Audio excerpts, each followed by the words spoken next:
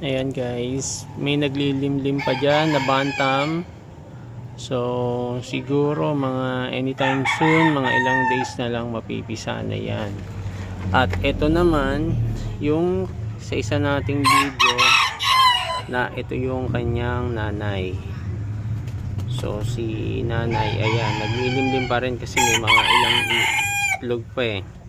Pero may itlog na bago uli.